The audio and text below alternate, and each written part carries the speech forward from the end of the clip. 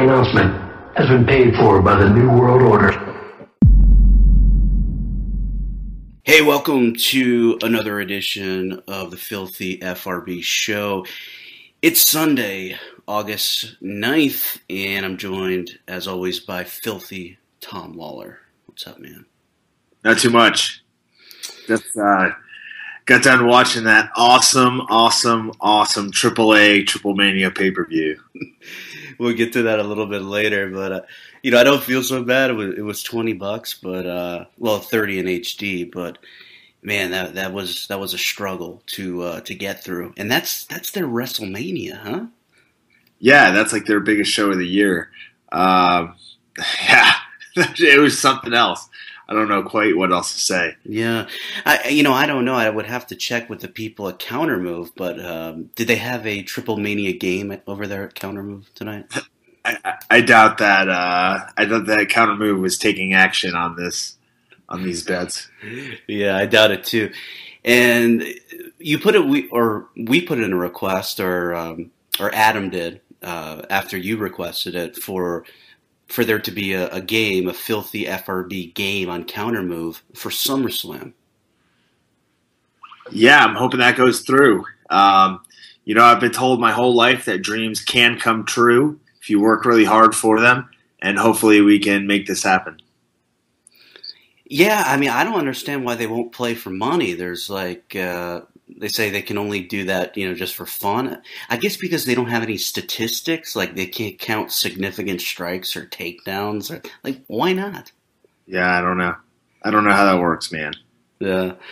Well, Tom, I mean, one of the things the last week or so that's been dominating a lot of the MMA news sites, aside from Ronda Mania, is Rousimar Palhares from World Series of Fighting. He fought Jake Shields on August 1st, the same night that Ronda fought down in Brazil. And, like all of this guy's fights, nothing but controversy. So he holds the Kimura lock in way too long. And even worse than him is this bum, Steve Mazzagatti, probably the worst referee other than Kim Winslow. He allows Shields to just rake his eyes. He allows Palhares to rake Shields' eyes. It was just a total disaster. What did you? He was like the ref in this Brian Cage versus Alberto El Patron match. Yeah. Who was that jabroni? Why? We're gonna get off course here, but why? Why was he against El Patron? They just have Rudos, which are the heels, and Technicos, which are the faces. They have Rudo referees. It's just accepted. You could be a bad referee and still keep your job, I guess. So that's what's happened with Steve Mazzagatti. Because, so what's your take on it? Because, it's easy for me to sit back here and pass judgment on Palhares. It's not like I have to fight him. What would happen? What's your take on it as somebody who would possibly be locked inside a cage with a guy?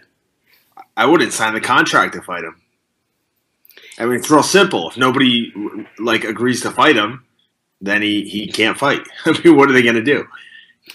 So, that was something that somebody told me, pretty big figure in the industry, that people should do to Vitor Belfort about 18 months ago when, he was fighting in Brazil and it was so obvious they were covering up all of his tests. He was just an insane amount of testosterone in his system, well beyond what any replacement therapy would provide. And, of course, the problem is there's always some bum willing to go in there and lose, as long as he gets paid, and he doesn't give a shit that he might be out for 2 years like Mike Pierce. Yeah, I mean, I don't know. I guess then it would be up to the promotion just not to use him. I don't know, because it's a tough situation too, because what do you do about Jake Shields? Jake Shields hit Palhares after the bell, and that's definitely not allowed. But do you take into account what happened, during the fight when you go to put some punishment down there on Jake Shields, or what? Well, I think you say to Jake Shields, you're suspended for 3 months. Yeah. Which is, and then, wink, And how do you address the eye gouges from Palhares to Shields? Forget even the cranking of the Kimura after the tap, but what about the eye gouges? Well, shit. I mean, if they're giving guys 2 years for, elevated levels of testosterone, I mean, if you're eye gouging somebody, you're doing that with the intent, I think, to fucking blind them. Yeah. Yeah. You don't eye gouge to get the distance, or it's not a John Jones situation where he's playing that game where he's trying to get you in range, or Chuck Liddell used to do it all the time. Maybe, no, he was like digging his thumbs and his fingers right into Jake Shields' eyes. Yeah. So I mean, and then Mazzagatti didn't step in. He wasn't doing shit about it. You'd warn him. He literally warned him. And then immediately Palhares put his fingers back in Shields' eye. He had stopped the fight, warned him, and he did it immediately and got no reprimand, So that tells me that Palhares, I mean, it's pretty well known. The guy's a very low functioning IQ. I don't know. Are you aware of that? I don't know how much you know about the guy. No, I don't know anything, really. Yeah, he's a very simple person, to put it that way. I mean, guy is very low functioning, and I legitimately think he doesn't really have a firm grasp on what he's doing. I don't want to defend him because, just because he doesn't know really what's going on doesn't mean he should still be allowed to participate. There's rules, and if you cannot or will not follow those rules, then that should disqualify you from participating. Yeah, I mean, I agree with you. 100%. Did you have an opportunity to see your friend Joe Lauzon's video? And he did this breakdown of Palhares' fights and just how long he holds the submissions in. Yeah,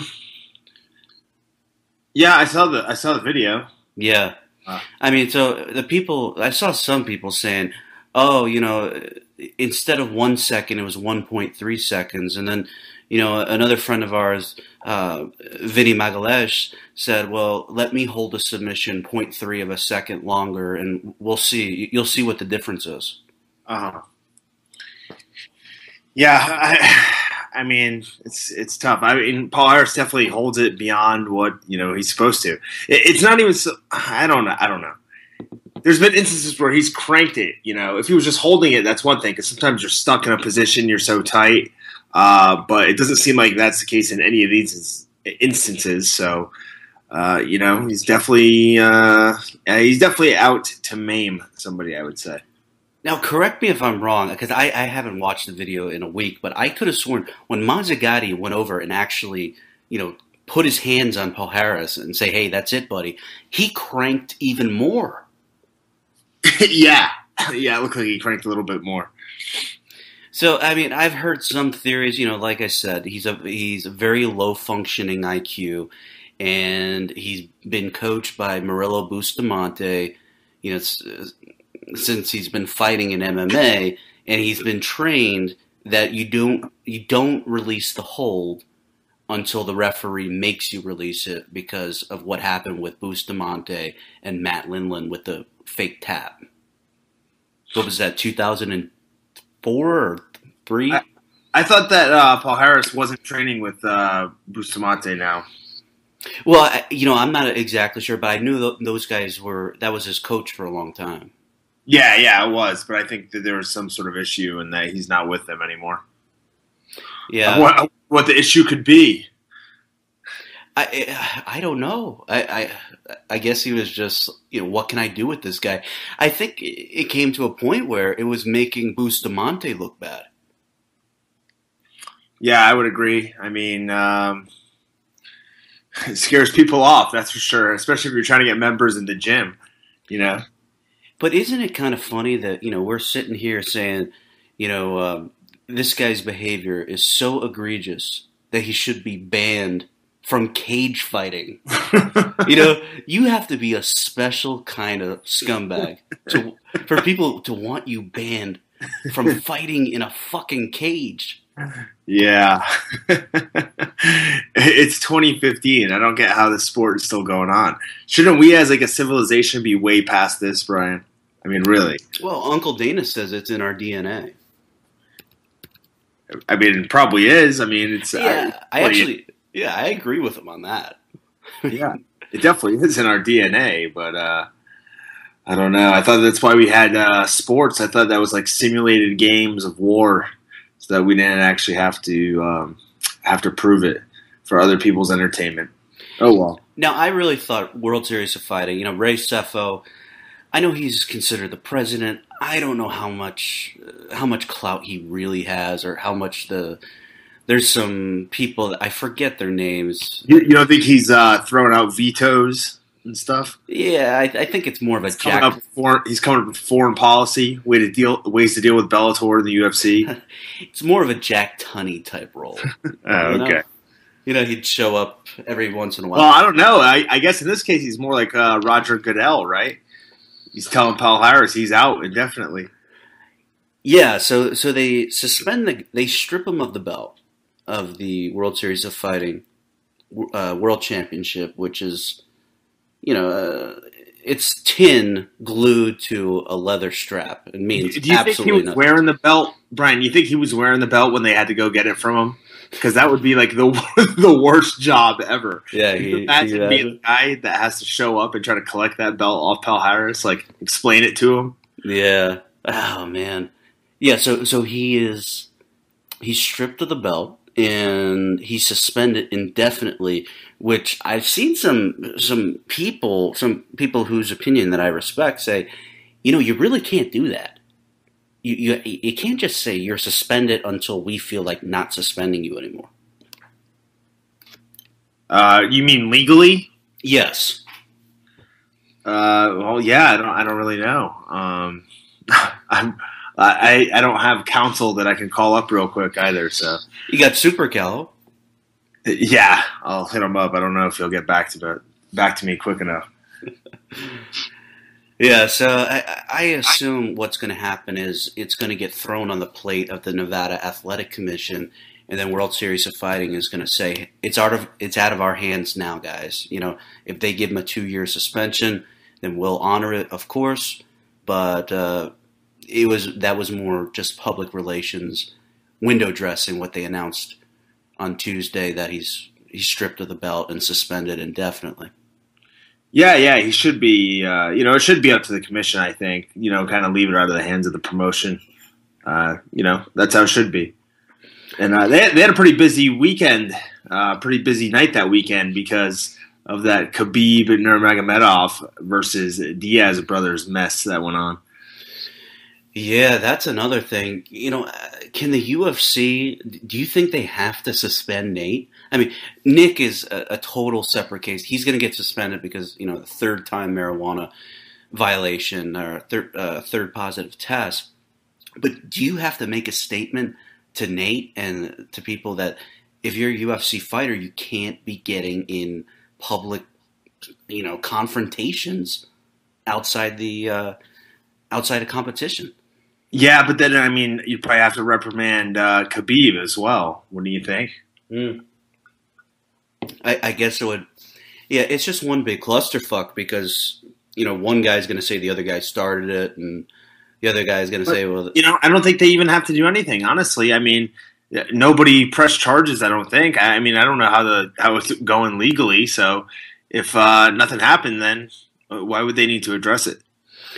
Yeah, and Khabib's manager Ali. I don't know how to say his last name, but he didn't miss a beat. He was like, "Well, now they should book Khabib versus Nate Diaz for his return fight." Sounds to me like he just wants a really easy fight because he knows Nate, you know, can't handle anybody who wrestles.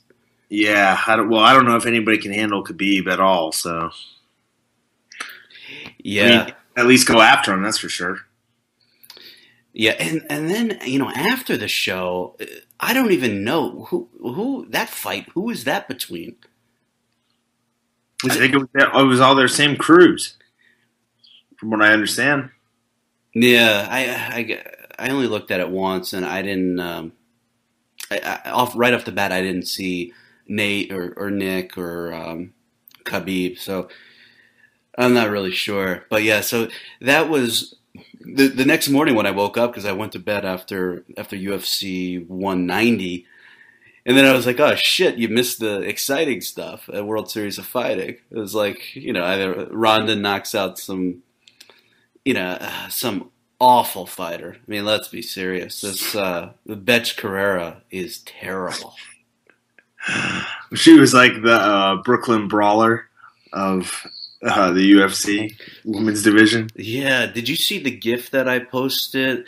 Like that, all of her antics when Bruce was introducing her?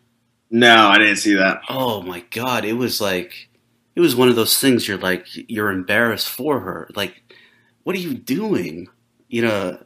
But shit, you know what? She does have a nice ass though.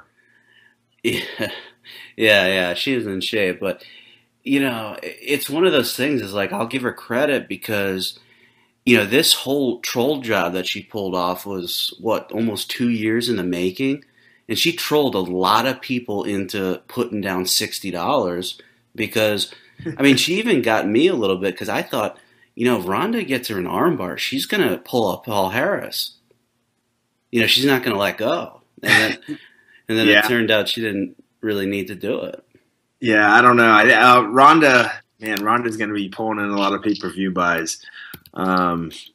She's like above and beyond MMA status at this point, well above it, And Betch, I'm watching the fight and I'm thinking like, well, actually, she's doing the right thing because at first she was trying to stay away from Ronda and circle and move, and then Ronda just kind of blitzed her. So at least she had the right game plan, which is more than you could say for Ronda's past few opponents to just run at her. Yeah, that brings up another thing that I wanted to talk about. But one takeaway from the fight, though, from a technical aspect, is Betch did, block Ronda's attempt to get it to the ground. I guess that's somewhat notable. Yeah, she might be the first person that stopped a Ronda Rousey takedown. Yeah. I mean, we're really grasping at straws here. Just Yeah.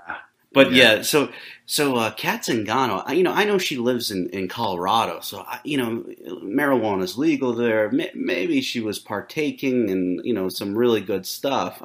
Diaz brother style, but she had some quote where she said that.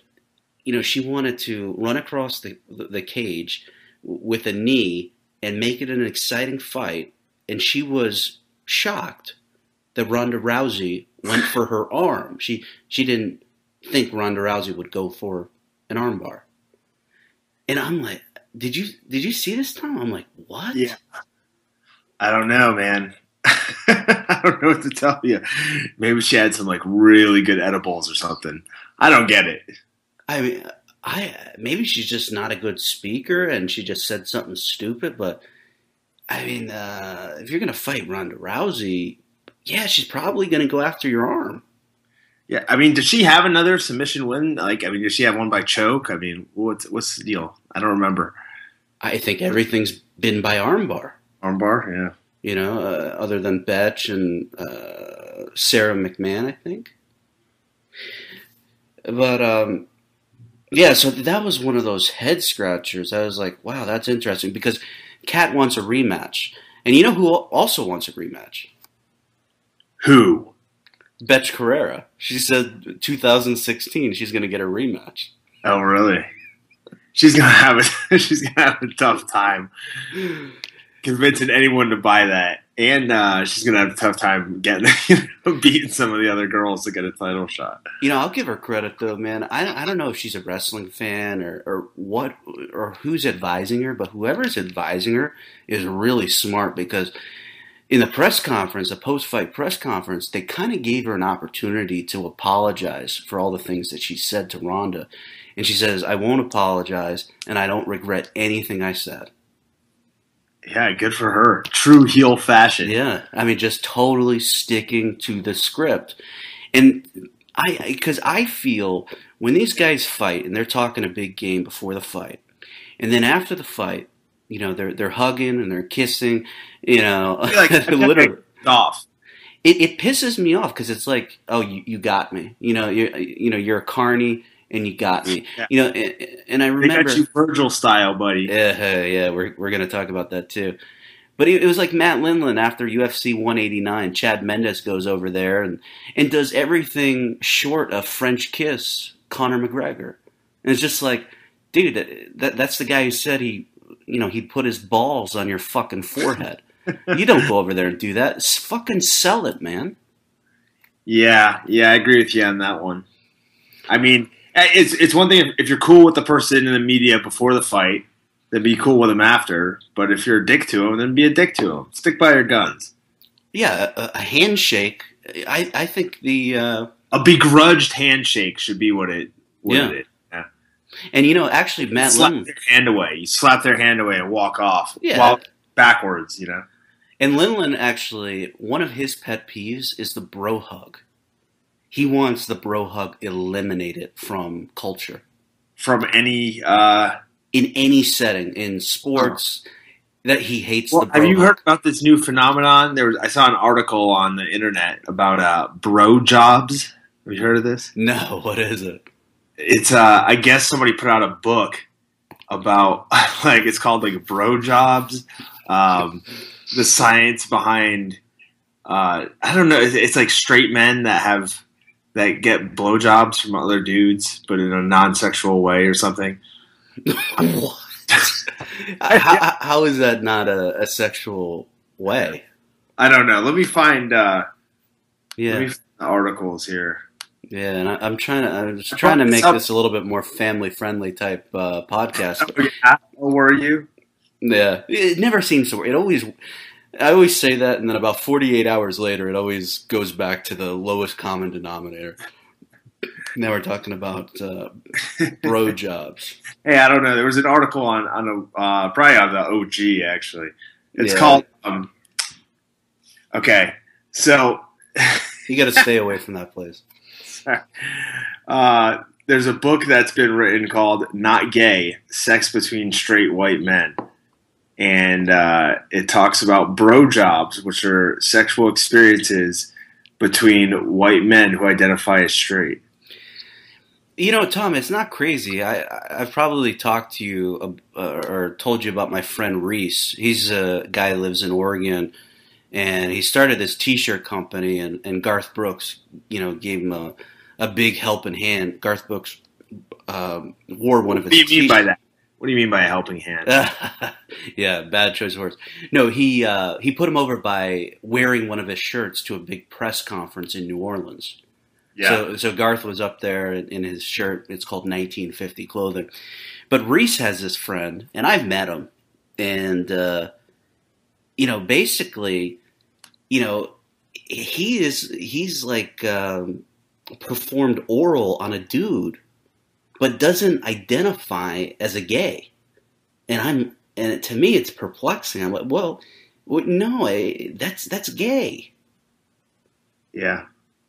Or he's received or given. I'm messing up the story, but I'm like, no, I don't think there's a gray area there. It's pretty. Well, apparently, there's enough of a gray area to write a book about it, but. So what is the name of this? The bro job. So is that being sold at all fine retailers like Barnes and Noble? I don't know how I stumbled across that article. It was on OG. You're really making me wonder here, Lawlor. What the hell were we even talking about? I don't know. Were we talking about Betch Carrera? Yeah, I don't know. Something along those lines. Or maybe we were talking about that son of a bitch, Virgil. Yes. Screw that guy. Yeah. Virgil is such a sack of shit, And I asked him because, I thought it would be cool to talk to Virgil on the podcast because Virgil is... What's on? Because you're a mark? Yeah, because I'm a mark, and I've found a lot of humor in Virgil, And I've made fun of him a lot throughout the years, and I thought that lonelyvirgil.net was, by Sam Roberts, the great Sam Roberts. I thought that was a great website, and I was like, yeah, man, it'd be fun to get on the line with Virgil and go after him a little bit and, see if he'll bark back or if he'll hang up on me. So, I reach out to his management, and I use that term really loosely because obviously his management doesn't have control over him. So basically... Hey, Brian, even Burger King has management, all right? Think about it that way. Yeah, so he's got a manager who I really don't want to bury the guy because I think he's an okay guy. He's just associated with a complete fucking scumbag, Virgil. So I'm like, yeah, can Virgil come on the podcast? And he's like, yeah. So I send the guy $50 to give to Virgil. I feel sorry for him. So it amounts to charity. Like he does me a solid by agreeing to come on the podcast. And I say, here, Virgil, here's some money. Because all he's doing is fucking begging. I have another friend that he was begging him for a $10 gift card to IHOP. I mean, this guy's... IHOP is delicious. Yeah. I'm not definitely... Last Sunday, it was great. Yeah, I'm definitely not saying IHOP isn't a quality establishment, but I'm just saying, do you know how low you'd have to be on the internet begging people for a $10 gift card to some breakfast joint? Pretty low. So what do you want? The guy was a butler before. At least he's not a butler anymore, right? Yeah. But this guy really has no self-respect for himself whatsoever. I saw a video on YouTube. He has no respect for others, Brian. Yeah, for others too. Most importantly. But, I saw a video on YouTube, and it was, I guess from the mid-'90s, and it was Virgil versus Jim the Anvil Neidhart, And the angle is Jim the Anvil is a Klansman. Okay? And this is a total shoot. I'll send you the video. So he's a Klansman, and he has a rope, and he puts it around Virgil's neck, and then throws him over the top rope. And Virgil sells it like his feet don't touch the floor. Of course they touch the floor. So they're reenacting a lynching, and Virgil's selling it. And was Hulk Hogan in the stable with Jim Neidhart? No, it was some fucking indie bullshit from like '94 that they recorded it and they were trying to get TV syndication that never happened. Yeah, he totally killed my joke, man. Oh yeah. oh yeah, I get it now. Yeah. Jesus, come on. The Hulkster, yeah, the Hulkster is using the N-word.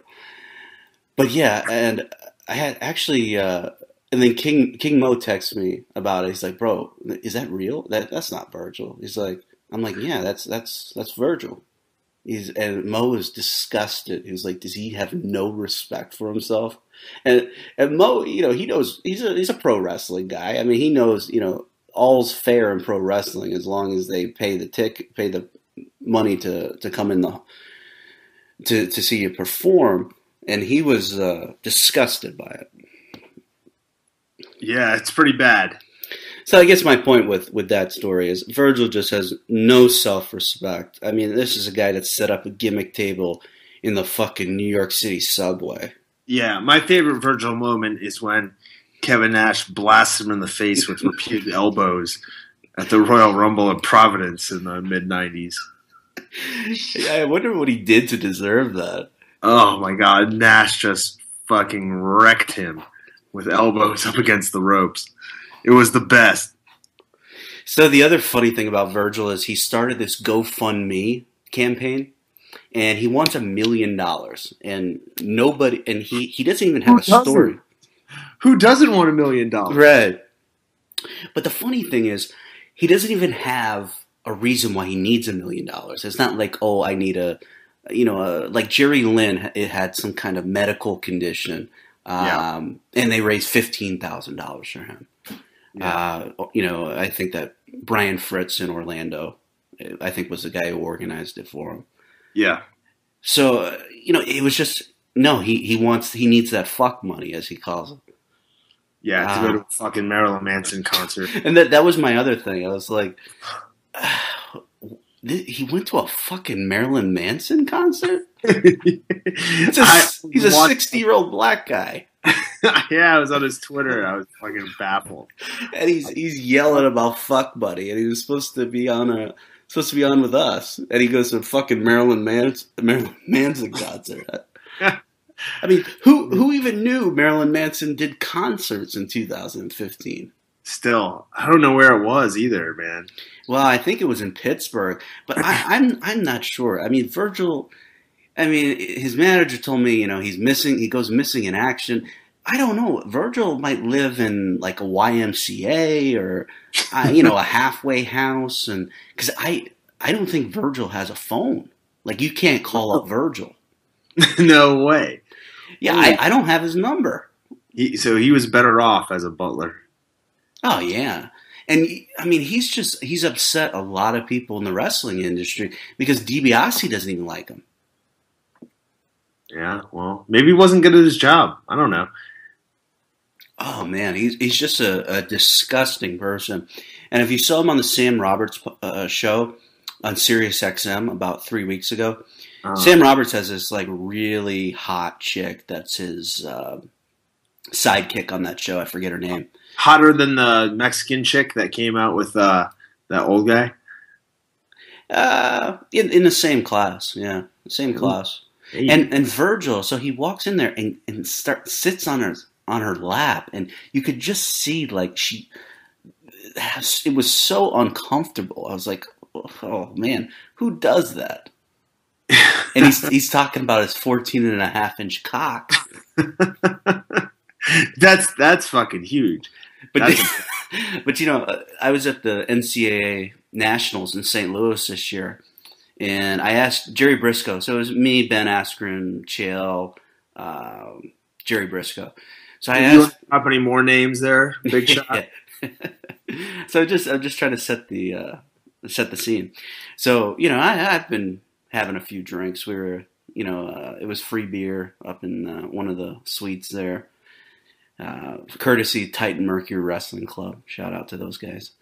And so I'm like, hey, Jerry, I want to ask you something. So there was this rumor that Virgil got his job at WWE in the late 80s by showing his cock to Pat Patterson. Is that true? Because Jerry would know. Him and Pat were very instrumental in the WWE hierarchy, and he still is. And he says, Brian, I can't confirm nor deny that in his Oklahoma drawl. So I took that as that was true. So I think that the thing about his 14.5, I think that's a shoot. Man, there's no way he's got a 14.5 dick. I don't give a fuck. Are you using the same stuff Kat Zingano is that you were talking about earlier? You on the fucking Diaz brothers weed landwagon or what landwagon? Bandwagon. Oh, I mean, Tom, I haven't seen it. I'm just going by what he says on Twitter. He's claiming, and sometimes he rounds up to 15. I mean, he rounds up for charity. Yeah, I mean, actually, you ever get hit up with that when you go buy something now? It's like, yeah. My receipt was like $7.12. Do you want to round up for charity? Round up. That's like another $1 almost. Come on, I'm poor too. Not after $50,000 bonus. But I got mouths to feed, son. Yeah, you need that. Virgil needs that fuck money. You need that diaper money. Yeah, for sure. Now I don't know. Is it public knowledge the sex of the baby and the name you have picked out? Because I don't want to. Yeah, it's a male. You have a name yet? Yeah, Finn. Oh, like Finn Balor. Yeah, exactly like that. I like that. That's cool. Finn Lawlor. Yeah. That's a good wrestling name. Yeah, he'll have a shirt soon. Yeah. Well, there you go. That's some breaking news. It'll be, and he's expected October? Yes, October 2015, making his debut. So worldwide debut. It's amazing. So many. His debut will probably be take about as long as Glacier's did. We could start the video packages now. Was his gimmick "Blood Runs Cold"? Was that one of his? Yeah, and then they brought in Mortis, right? Wrath and Mortis, yeah. Amazing.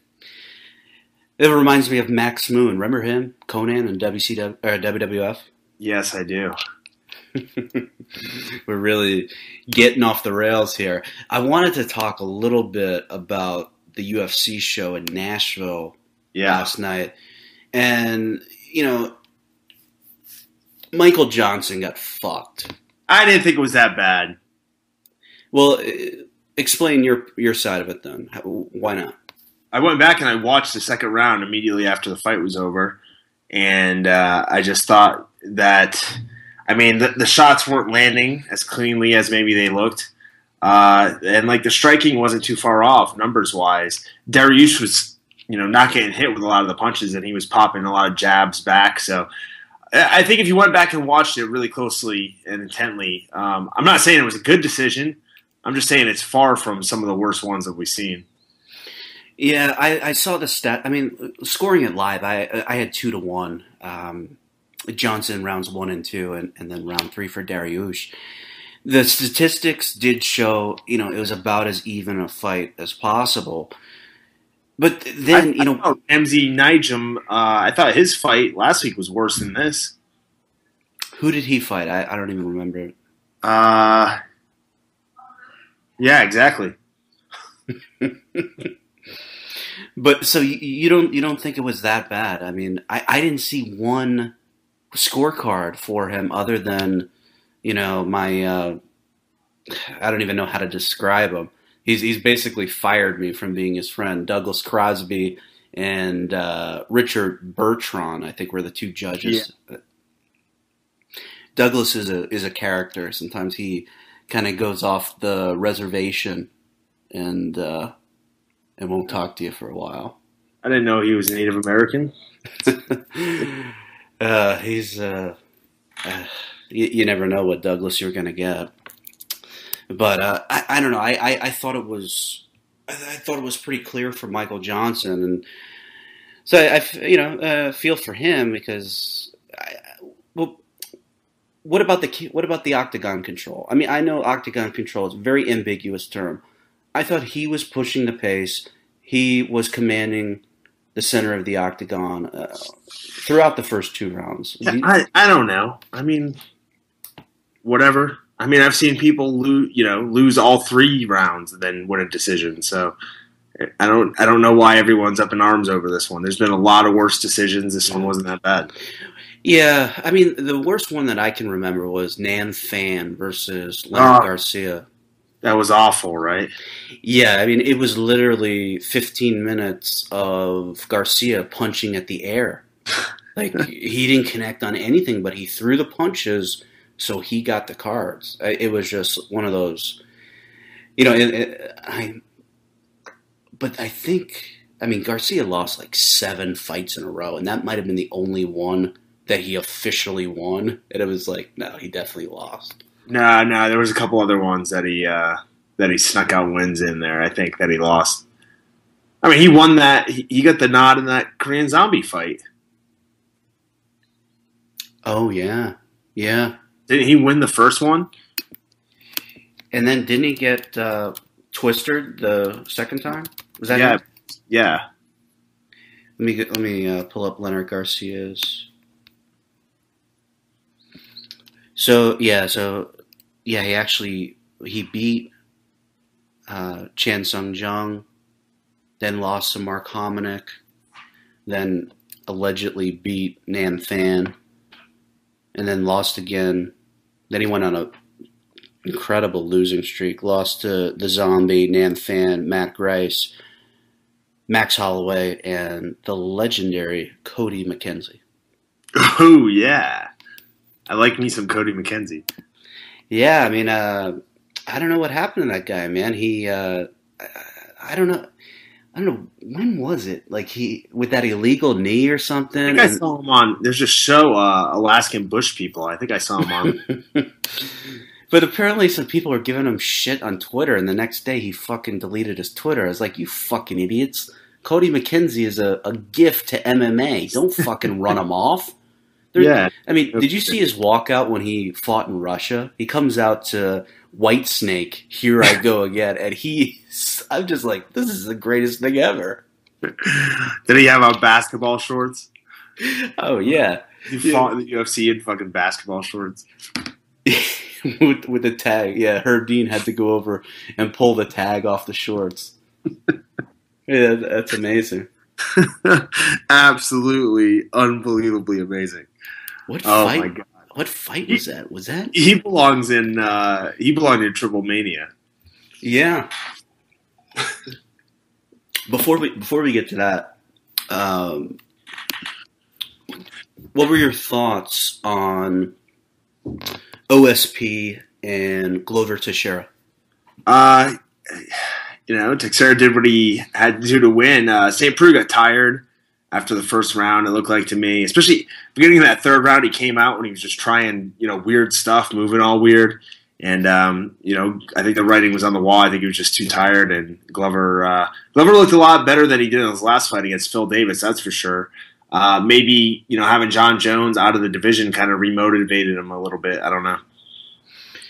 Yeah, I mean, now it's better. It's closer. It's more tangible of a goal for him to be the champion. Yet, it's feasible he could beat Cormier after the beating he took from John Jones. In his own mind, maybe he doesn't think he could beat Jones. Yeah, I think there's something to that. He did look a little bit reborn there. That initial onslaught from OSP was pretty impressive. Yeah, and then I think Glover's just like. I'm just going to take this guy down. I mean, it was almost as if, has OSP's grappling always been that poor? I don't, most of the time, you get held down by Bader, right, for 5 rounds. And he has that win over Krylov with the Von Flue choke. And I don't remember very much of the rest of his fights being on the ground at all. So a lot of the times when he gets taken down, he gets right back up. And he doesn't shoot all that often from what I remember. Yeah, I made a comment that he was making Glover look like a prime Cael Sanderson.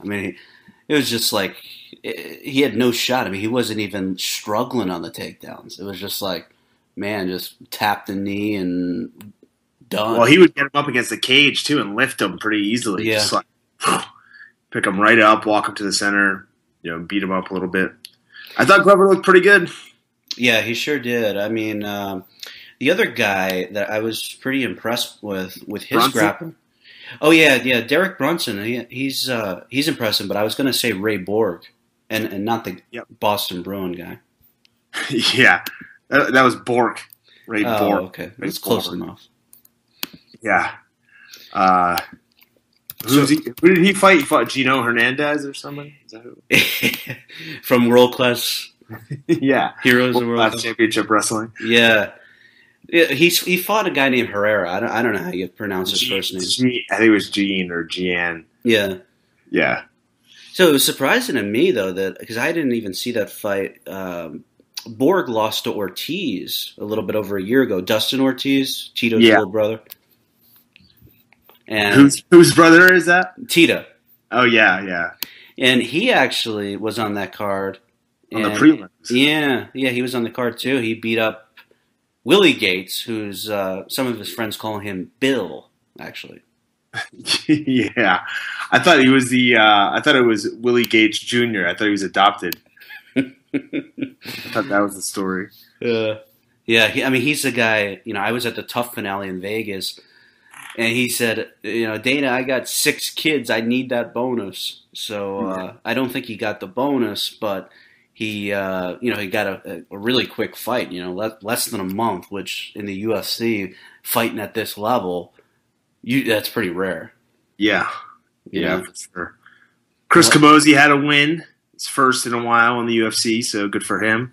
Yeah. Then Uriah Hall had a win over the guy with the best maybe the best name on the planet. Olawale, the Holy War Angel, Bang Boshe. Yeah. Well, I was watching that, and I just got upset watching this Bongoshe or whatever his name is. He took one punch and then just quit. And I'm like, oh my God, man, sell it a little bit better than that. I would cut the guy and not pay him his show money. I mean, that was embarrassing. Really? I mean, that's the type of shit that people see and they think that this is fake. Man, I don't know. Maybe Vanderlei paid the guy off to go in there. Well, I mean, the background on it is Uriah Hall's opponent pulled out of the fight. I forget who the hell it was. And basically they were like, we can't find anybody. Or the guys that they can find, he didn't want to fight. So he said, how about this guy? I've sparred with him in New York City. And he knew he could handle him. That the guy was primarily a stand-up fighter. And if you got him on his back, one or two punches, the guy's going to call it a night. What did you think of Uriah's promo? He's always good for some, kind of off-the-wall promos. Yeah, I thought it was pretty good. Yeah. What do you say? Like the two best moments are the moment you're born and then the moment you figure out why you're born? Or Yeah. Clearly he's never eaten at Hash House A Go-Go here in Las Vegas. Yeah. Because he would be, restating that opinion.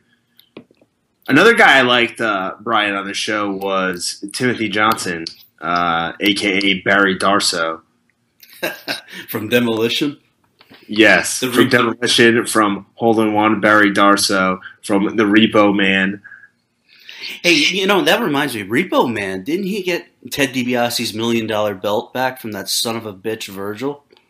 I think maybe he did. Maybe he did have to repossess it. And the other thing about this card, I was impressed. I think this guy Scott Holtzman is pretty good.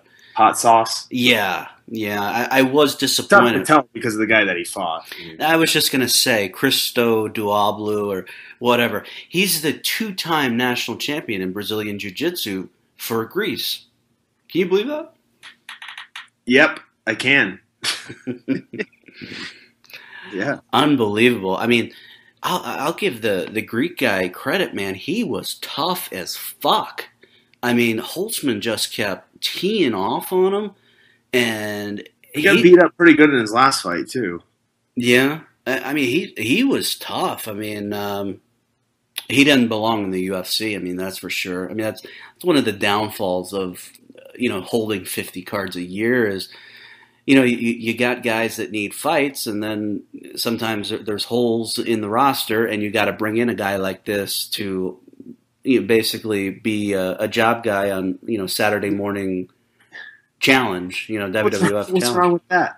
What's wrong with being a job guy once in a while?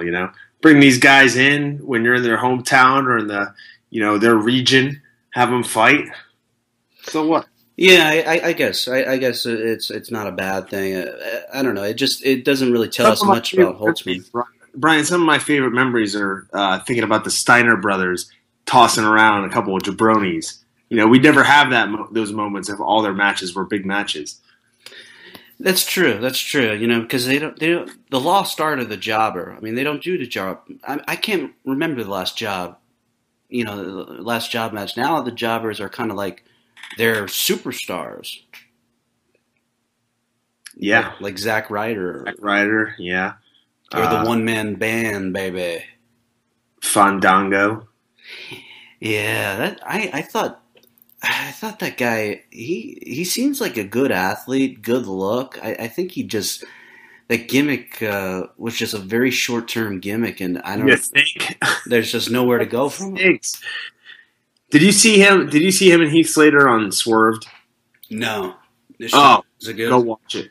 Yeah. Go watch it. Have you ever seen the show Impractical Jokers?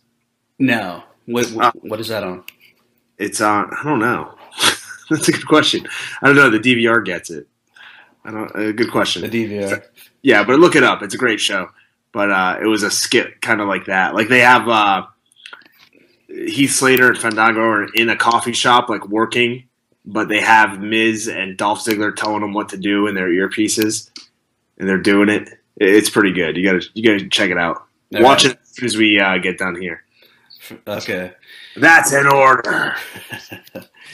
So we'll talk a little bit about Triple Mania. So for the people that don't know, Triple Mania is like WrestleMania in Mexico. It's a big deal. And apparently they have the same level of production that this show has. Or actually, we're better. At least you guys can hear us. Yeah. It was an abomination. I mean, I felt sorry. There's a guy named Court Bauer that used to be a writer for WWE, and he was listed as the executive producer or basically the organizer of this broadcast. And he was just like beside himself on Twitter. Like he was just so upset about all the problems. I mean, from a production point of view, everything that could have gone wrong went wrong. Would you agree with that, Tom? Pretty much. I mean, the only way it could have been worse is if like a monster had appeared from the screen or something and attacked you as you were watching it. This show is terrible. Yeah, do you think it was right up there with Heroes of Wrestling? Remember that one in 99 or 98? Yeah. Well, the problem is that a lot of it isn't stuff that that the workers. It wasn't like the workers screwing up really bad. Some of the matches sucked, but it was the production that screwed over the whole thing. With the Heroes of Wrestling, it was bad wrestling as well. Yeah. You want to play 21? I got 22. Terrible. Well, that means you lost, Jake. Like, it's like, what? But, I mean, it was disappointing because I'm not really familiar at all with Lucha Libre. Probably my only exposure to it is watching a few episodes. Nacho Libre? Yeah, Nacho Libre and also Lucha Underground, which it seems like, I don't know if that's going to get picked up. It's getting pretty close to the new TV season. I haven't heard anything.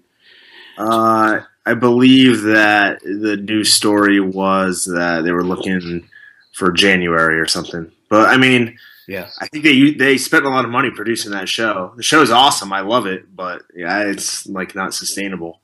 Yeah, I mean, on the bright side, if you want to take one positive thing out of it, I think it showed like how wrestling might be in like 5 or 10 years. Like it's like. It's almost like not really like a wrestling show. Like it has wrestling, but the vignettes in the back and the way the camera, it looks really high quality. It looks like CSI or something. It's like a TV show featuring wrestling. Yeah, and I wonder if that's a direction that wrestling could be headed in. And, nobody watched it. Let's be serious, but it's also on a channel that no one's heard of. And not too many people get it. I get it, but I didn't even know that I got it. I had to like. How the hell do you get it? You live in the South. Time Warner Cable. Yeah, I would have thought. I don't know. Yeah, I would have thought be against having a Spanish language channel.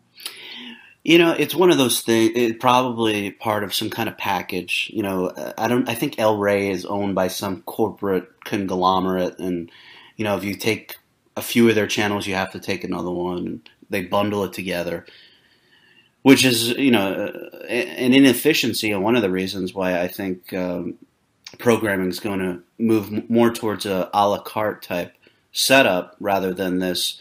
Oh, you buy this package, you get this 15 channels, when meanwhile you only watch one of them. Yeah. It's already begun, Brian. Yeah, the cord cutting and such. So, on this card, really, we're talking about two decent matches, right? Alberto El Patron, a.k.a. Alberto Del Rio, versus Brian Cage and Hair versus Hair. Well, I thought the first match was great. Was that the one with the transvestites and the... Yes, the Atomicos match. You had a mini psycho clown who's dressed like a clown like rock star. Are they transvestites? I guess 2 transvestites. Yeah, because I think transvestite is just they're just the ones that dress like, but they're not like Bruce Jenner. Yeah, there was a fat chick, sexy star, who's a chick in a mask, and then some wrestlers, Drago being one of them, and one of the transvestites. I don't want to get yelled at by somebody, so human Pimpinella Escarla did like the coolest submission I've ever seen in my life, forever and ever, on Sexy Star, and won. It was like some weird surfboard with an arm bar. I don't know. And then Matt Striker got a kiss on the cheek after the match. That's true. What did he say? He had some pretty good remark after that. I think he said something like, "Hey, it's 2015" or something. Yeah, he said something else after that. I can't remember. Maybe it'll come to me. Probably. Yeah. Then they wheeled out that catcher's mitt that was standing on top of a body with some hot chick. What? I must have missed that one.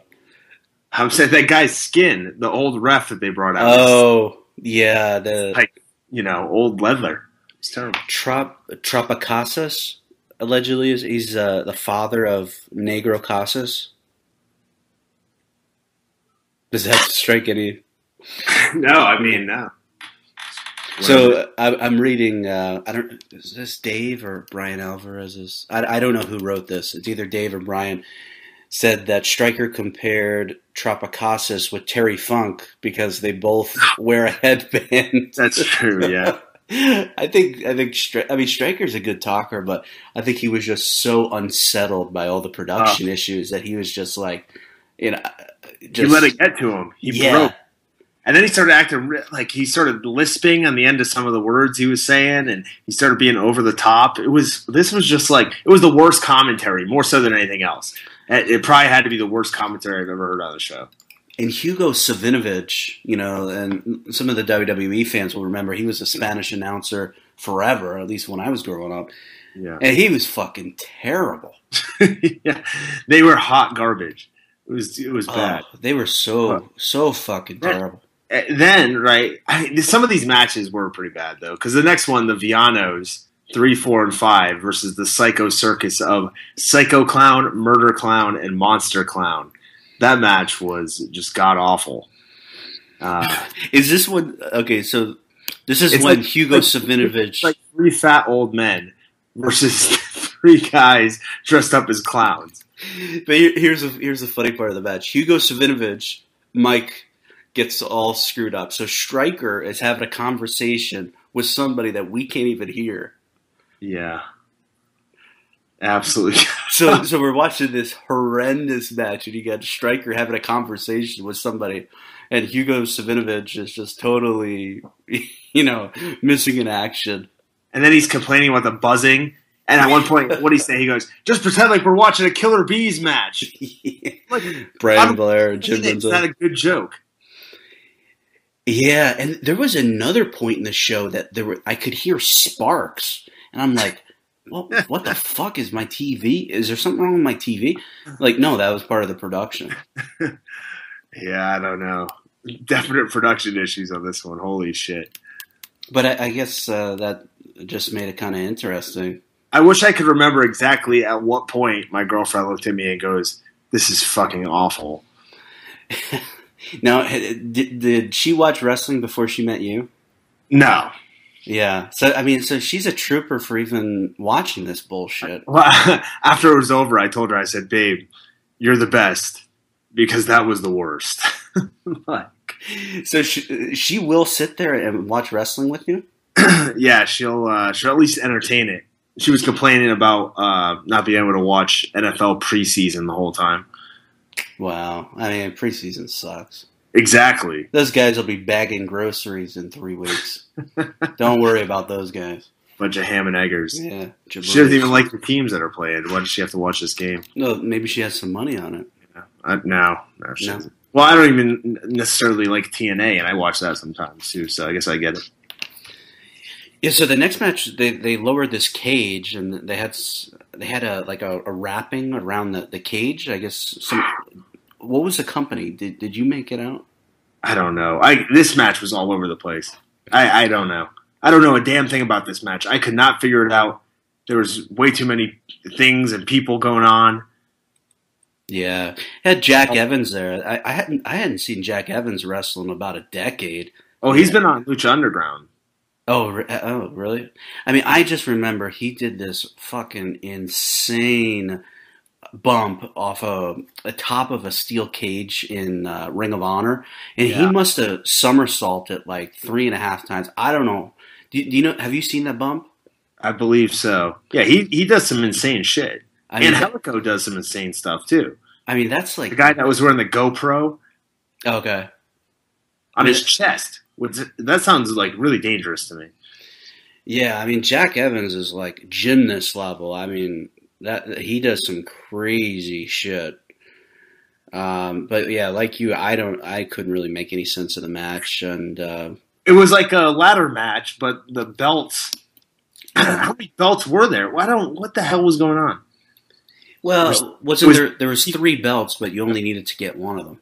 Yeah, okay. And there was 3 teams of 3 people, right? It was the Hell Brothers, is that right? Chessman, Cybernetico, and Averno. They defending against Jack Evans, Angelico, Phoenix.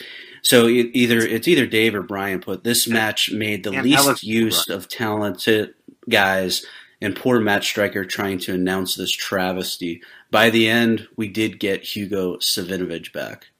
Who cares? So, what did you say? Is that Dave or Brian who wrote this? Pretty sure it's Dave. Okay.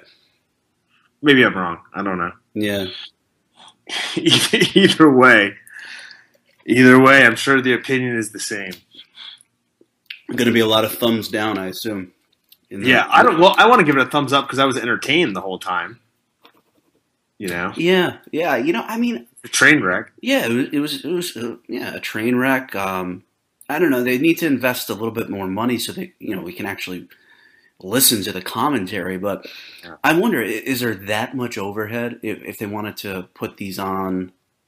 Put on the next pay-per-view, because Hugo was pimping, call your cable company to demand the next ringside. I don't know why they even had to be ringside. Yeah. Like they probably would have been better off in some, it sounded like it was probably the wiring in the arena. They probably could have been better off in some back office somewhere, Yeah, I don't know who, I think it was Court Bauer, something called a mic box.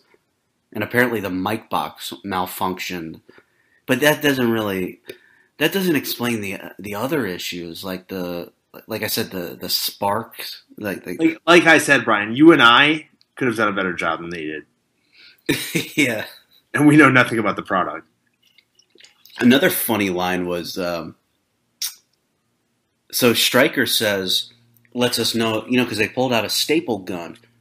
I don't forget what match that was. Was that Mysterio and it was at the end. So hold on, let's just run through this real quick. Yeah. Blue Demon Jr. and La Parka beat Macias and Electroshock when Blue Demon used, it was like a half Scorpion Deathlock, half Fujiwara armbar kind of. And I think the best part of this was La Parka's Thriller entrance and dance, because the match was not very good. So do you think they're paying royalties to broadcast that music in the U.S. for commercial? Absolutely.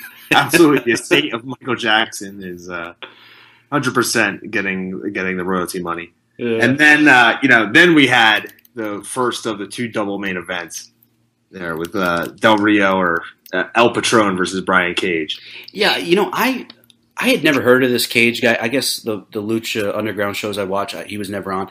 But why did he get cut from WWE Developmental? He looks exactly what they want. Yeah, I don't know. And he's really athletic. He's jacked. I don't know. There's got to be some reason, some underlying reason. Maybe doesn't listen to criticism. Who knows? Could be anything. But yeah he has the look for sure. He's not bad in the ring. Yeah, and he also knows how to draw the heat, right? He walks out in a blue shirt that says Trump or vote for Trump 2016. Yeah. And he had previously knocked out Del Rio and draped the American flag over him. So yeah, that was. I wanted to ask you: Are you as excited about Trumpomania as I am? I think it's great. I think, I mean, they had the first debate. I guess that was 2011. The kickoff or whatever got something like 6.5 million viewers. This one on Tuesday or Wednesday, whenever the hell it was, 24 million people tuned in, only for one reason: Trump. And I was dying of laughter when Megyn Kelly, the cute blonde reporter girl there, says, you've been known to call women fat, disgusting pigs, and she keeps going on. So he interrupts and says, only Rosie O'Donnell, and then smirks, and the crowd just loves it. It's like, only Rosie O'Donnell. Yeah, and then I hope he wins. Yeah, and at this point, what the hell is it? Then he's yelling at Rand Paul. He's like, Rand, you're slipping over there. You're not doing a good job. You're slipping. And it's just like, and I'm like, because we've grown up where these politicians are always, they're so proper, and probably the most like kind of folksy type guy was maybe George W. Kind of like a, not as uptight, right? Yeah. Yeah. Well, Clinton had his own mystique. Yeah. He definitely had a good charisma, but even Clinton was always very professional. Yeah. But I just can't believe some of the things Trump says. He was also a scumbag at the same time. Oh, I mean, let's be serious. They all are. I mean, that's why I don't care about any of the issues. I mean, this guy is this is like the road to WrestleMania. Yeah, I love it. What if he picks Vince McMahon as his running mate, or Linda McMahon? Well, give her a shot, right? I mean, yeah. I mean, how many times has she lost her bid? Well, he's not going to get the nomination no matter what. So I don't think so. I mean, just some of the things he said. I mean, he says things that Tom, if you were still a history teacher, you couldn't get away with saying that shit. And he's saying it, and he's running for fucking president. Yeah. Well, hey, maybe the U.S. needs to lighten up a little bit, I think. They really do. I mean, and I encourage people, that are kind of apathetic to the whole political process. I totally am too. But this is fucking funny. It's entertaining. And you know what? Maybe this guy's not so fucking crazy. He says he's worth $10 billion. Maybe if he's only worth $2 billion, he's still done a pretty good fucking job. So yeah, he's worth more than me, that's for sure. Yeah, he's fucking funny. But so this El Patron versus Cage match, before that little aside. I don't think you need to call him El Patron, because on the back of his tights it still says ADR. So he hasn't even gotten a change, really. Yeah, and hey, that music that he used to come out with in WWE, it was the same music on Triple Mania tonight. Is that just like generic Mexican music? Or? I don't know. I think it's just it could be, or it's the fact that the laws don't really translate down there. It's kind of a lawless environment down there. Hey, stop using that music, and it's just gonna be like, yeah, fuck off, whatever. Yeah, cool. Come after us. Yeah. Yeah, I mean, I thought it was okay. Nothing really too great about it. We had the Rudo referee, the heel referee, a lot of blatant interference. It was a brawl, like a no DQ match that you see all the time. Not too terrible. Power bomb through a table. Then Alberto had beaten up the heel ref, got power bomb through a table. And Hugh Hefner ran out in some red tracksuit to count the 3, but he only got up to 2. And then Alberto threw Cage's head into the chair, then locked in the armbar. Yeah. Cage up and then get his head shaved, which looked fine. I think he looked better with the shaved head. What did you think of the chair shots? Quite a few, huh? Yeah, and there was quite a bit of blood, right? If I remember correctly. Yeah, I think he bladed, or do you think it was hard way? Because It was tough to tell. I think they were outside the ring when it happened. So that makes me believe that he gigged himself. Did you hear Stryker? I don't know if it was this match, but there were some table spots, and he said if he gets powerbombed through that table, we're all going to need tetanus, or we're all going to get tetanus, or something like that. What does that mean? Like you're going to get the disease. Like this company is so cheap that we're using products from the 1980s that have rusted, and we're going to need a tetanus shot when it's over. Yeah, but I mean, I know on those chair shots, Del Rio or El Patron, he did get his hand up, but he was still getting hit pretty hard. Yeah, who knows though? With those chairs, they might have had, they obviously have some give. So I don't know. Those chairs are weird. They don't look too safe. Yeah, Tom. When you were wrestling, have you ever taken a chair shot?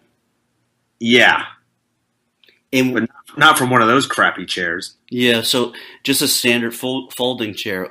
What was like? How did it? Did you get your hand up, or was it totally exposed? I mean, I've taken both. And what did it feel like? It just kind of buzzed you for a little bit, and you're. Yeah, it's not that bad. It's easier than getting hit with a stiff punch. Yeah. Now, where do you want to take it? Do you want to take it higher, like almost on your top of your head, or where do you? No, like right where your forehead meets your hairline. That's the best place to take it. I think so, because then you don't get the jam. Like your neck's in a better position to take it. Sure. I think so. Your head's not getting pushed back, and it's not getting jammed straight down.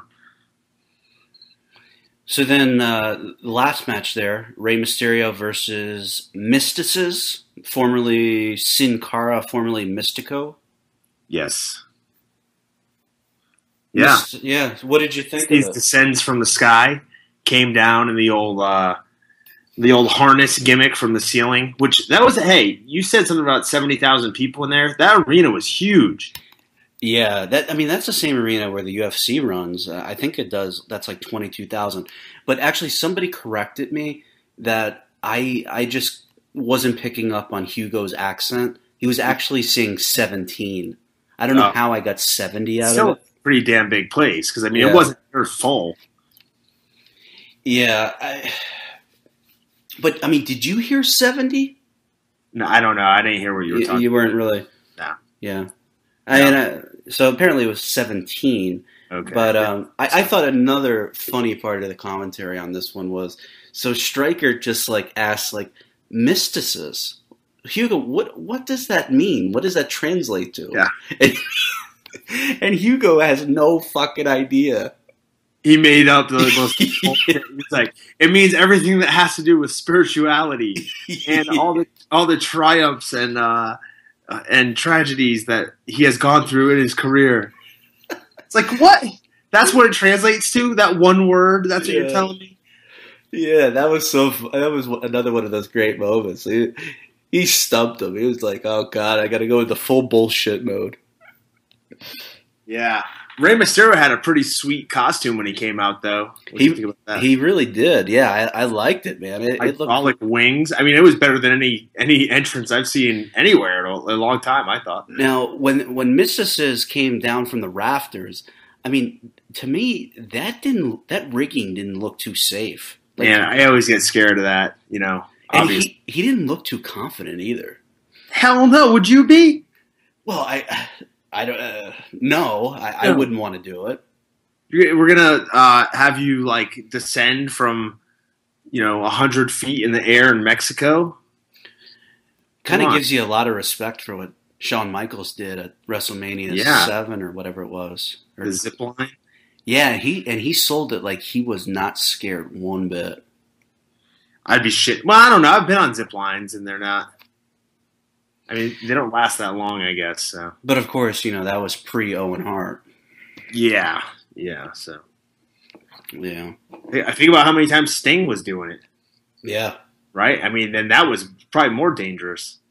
Anyways, Ray had that sweet-ass costume. So, as cool as Mystices coming down was, Ray was probably 10 times as good.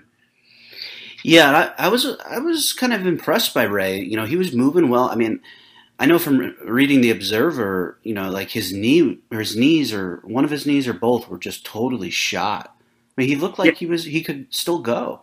yeah, he looked like he was in shape. He wasn't limping around. I thought he looked great. Like I'm looking at him and I was like, is this the same guy that I saw, you know, a year or two ago in the WWE stinking up the joint? And I thought he looked great. It's kind of like you know, Minoru Suzuki in Japan is all in shape now. Again, that you know, now that he's older, he decided to get into good shape. So it's like kind of the same issue with Ray. It looks like to me, you know, maybe he's motivated by being outside the WWE because he looked like he was ready to go. Yeah, maybe it's just an easier lifestyle too. You know, you don't have to be on the road 5 times a week, and you know these guys can call their own shots. You know, work. I mean, I think that's why they like AJ Styles. You know, he doesn't want to sign with WWE because he gets to pick when he wants to work, and you know, charge 5,000 or whatever the hell it is to do these indie dates. Yeah, yeah, and otherwise, I mean, he's gonna have to take a pay cut, a big pay cut to go travel, you know, year round. And I guess they get to keep all the money from their gimmick sales. Yeah, that's true. I mean, think about how much the Young Bucks probably make in T-shirt sales, right? Hey, you know, I saw something.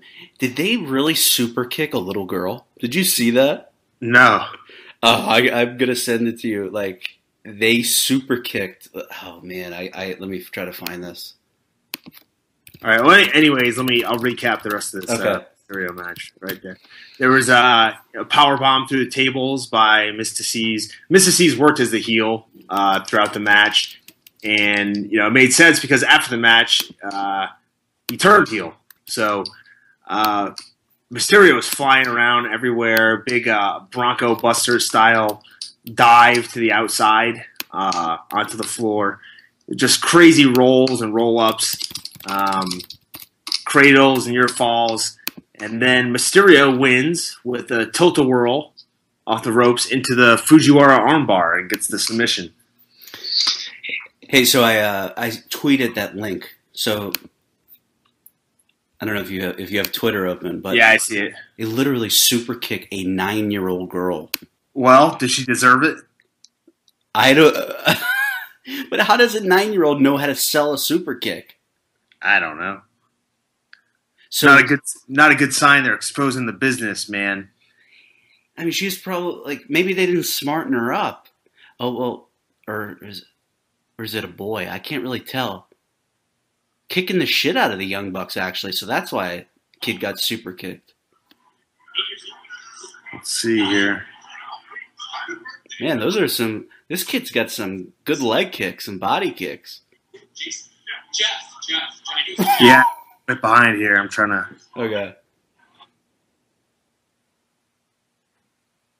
I can't tell if it's just a boy with long hair. Or... No, that's the Young Bucks. Thank you so much for bringing them out today to this show. Thank you so much, guys. Oh, they super kick his dad. Yeah. Oh.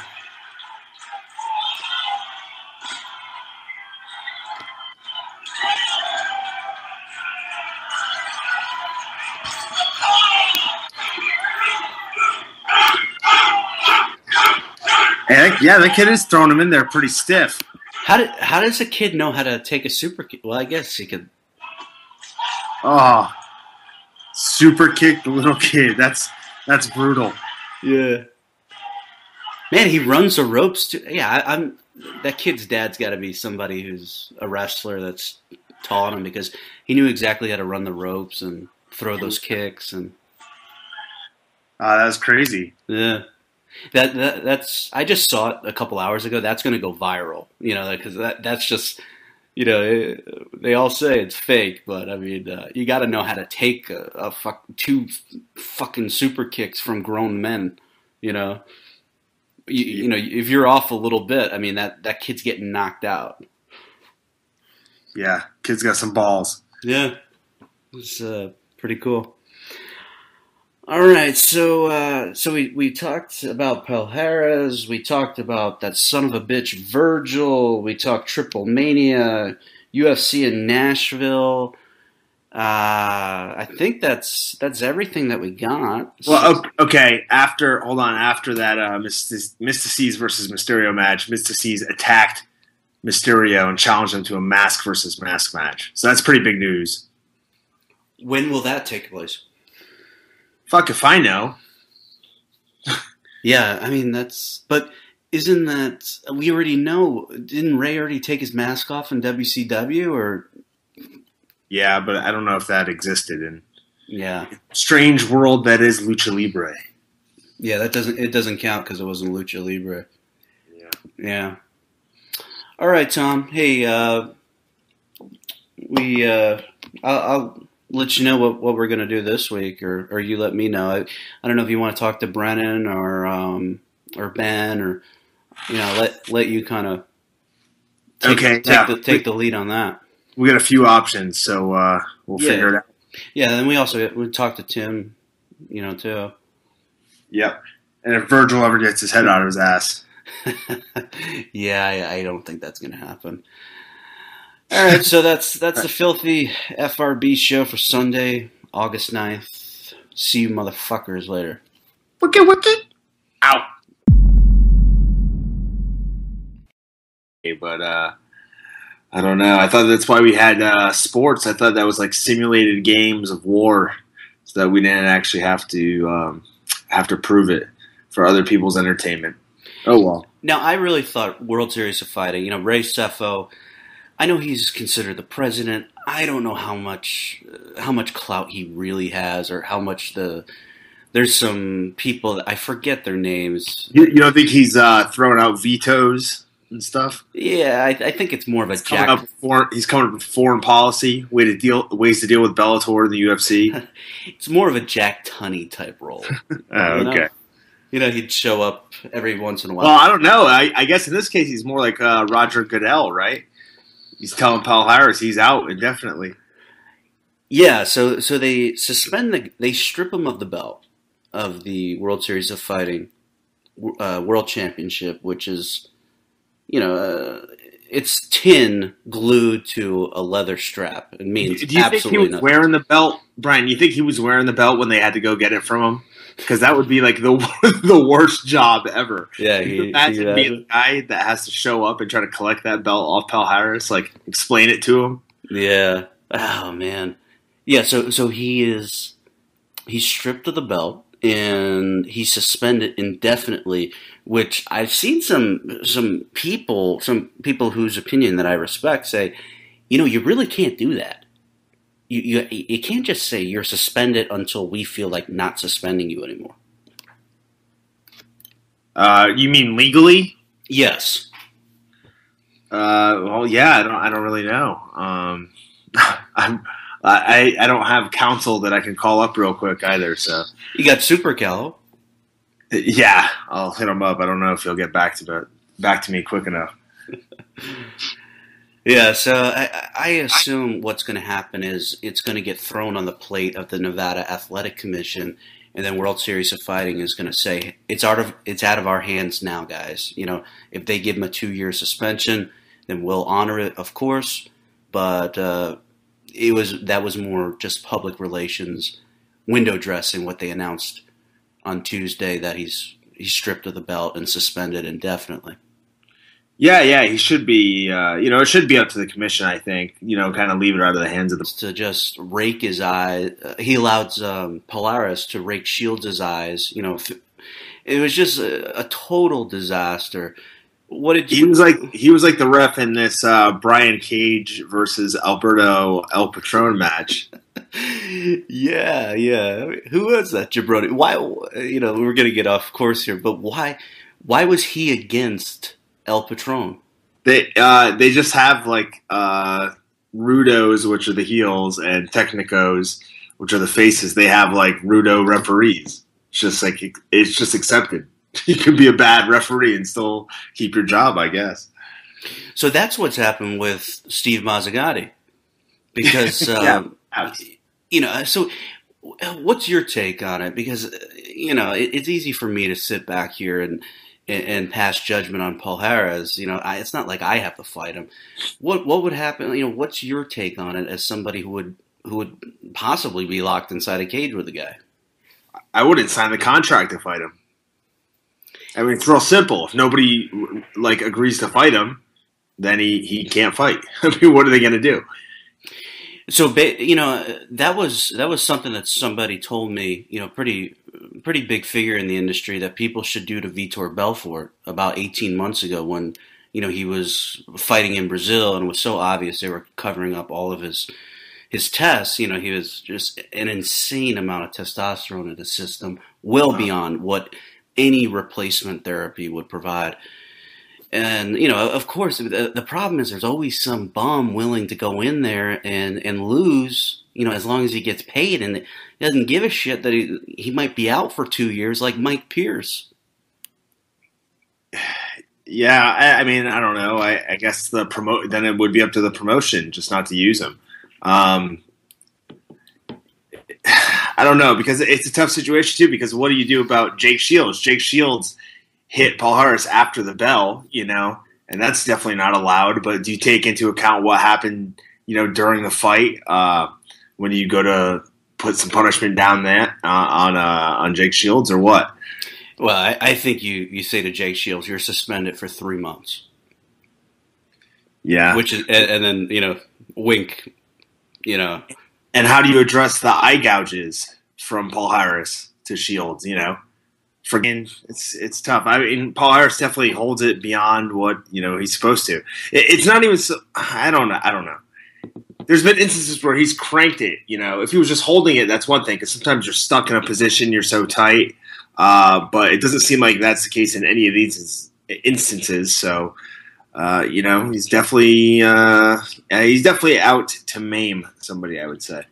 Now, correct me if I'm wrong, because I haven't watched the video in a week, but I could have sworn when Mazzagatti went over and actually, put his hands on Palhares and say, hey, that's it, buddy, he cranked even more. Yeah, it looked like he cranked a little bit more. So, I mean, I've heard some theories, like I said, he's a very low-functioning IQ, and he's been coached by Murillo Bustamante, since he's been fighting in MMA, and he's been trained that you don't release the hold until the referee makes you release it because of what happened with Bustamante and Matt Lindland with the fake tap. What was that, 2004 or 3? I thought that Palhares wasn't training with Bustamante now. Well, I'm not exactly sure, but I knew those guys that was his coach for a long time. Yeah, it was, but I think that there was some sort of issue and that he's not with them anymore. Yeah, what the issue could be? I don't know. I guess he was just, what can I do with this guy? I think it came to a point where it was making Bustamante look bad. Yeah, I would agree. I mean, it scares people off, that's for sure, especially if you're trying to get members in the gym, But isn't it kind of funny that, we're sitting here saying, this guy's behavior is so egregious that he should be banned from cage fighting. You have to be a special kind of scumbag for people to want you banned from fighting in a fucking cage. Yeah. It's 2015. I don't get how this sport is still going on. Shouldn't we as a civilization be way past this, Brian? I mean, really. Well, Uncle Dana says it's in our DNA. I mean, it probably is. I mean, it's... Yeah, I agree with him on that. Yeah, it definitely is in our DNA. The following announcement has been paid for by the New World Order. Hey, welcome to another edition of the Filthy FRB Show. It's Sunday, August 9th, and I'm joined, as always, by Filthy Tom Lawlor. What's up, man? Not too much. Just got done watching that awesome AAA Triple Mania pay-per-view. we'll get to that a little bit later. But I don't feel so bad. It was $20, but well, 30 in HD. But man, that was a struggle to get through, and that's their WrestleMania, huh? Yeah, that's like their biggest show of the year. Yeah, it was something else. I don't know quite what else to say. Yeah, I don't know. I would have to check with the people at Countermove, but did they have a Triple Mania game over there at Countermove tonight? I doubt that. I doubt that Countermove was taking action on these bets. Yeah, I doubt it too. And you put it, we put in a request, or Adam did after you requested it for there to be a game, a Filthy FRB game on Countermove for SummerSlam. Yeah, I'm hoping that goes through. I've been told my whole life that dreams can come true if you work really hard for them, and hopefully we can make this happen. Yeah, I mean, I don't understand why they won't play for money. There's they say they can only do that, just for fun. I guess because they don't have any statistics, like they can't count significant strikes or takedowns. Or, like, why not? Yeah, I don't know. I don't know how that works, man. Yeah.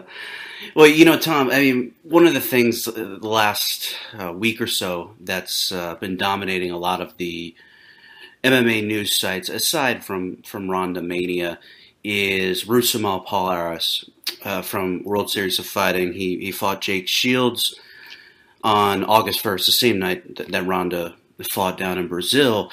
And, like all of this guy's fights, nothing but controversy. So he holds the Kimura lock in way too long. And even worse than him is this bum, Steve Mazzagatti, probably the worst referee other than Kim Winslow. He allows Shield get even the cranking of the Kimura after the tap, but what about the eye gouges? Well, shit. I mean, if they're giving guys 2 years for elevated levels of testosterone, I mean, if you're eye gouging somebody, you're doing that with the intent, I think, to fucking blind them. Yeah. Yeah. You don't eye gouge to get the distance, or it's not a John Jones situation where he's playing that game where he's trying to get you in range, or Chuck Liddell used to do it all the time. Maybe, yeah, he was like digging his thumbs and his fingers right into Jake Shields' eyes. Yeah, so I mean, and then Mazzagatti didn't step in. He wasn't doing shit about it. You'd warn him. He literally warned him. And then immediately, Palhares put his fingers back in Shields' eye. He had stopped the fight, warned him, and he did it immediately. He got no reprimand, So that tells me that Palhares, I mean, it's pretty well known. The guy's a very low functioning IQ. I don't know. Are you aware of that? I don't know how much you know about the guy. No, I don't know anything, really. Yeah, he's a very simple person, to put it that way. I mean, guy is very low functioning, and I legitimately think he doesn't really have a firm grasp on what he's doing. I don't want to defend him because, just because he doesn't know really what's going on doesn't mean he should still be allowed to participate. There's rules, and if you cannot or will not follow those rules, then that should disqualify you from participating. Yeah, I mean, I agree with you. 100%. Did you have an opportunity to see your friend Joe Lazon's video? And he did this breakdown of Palhares' fights and just how long he holds the submissions in?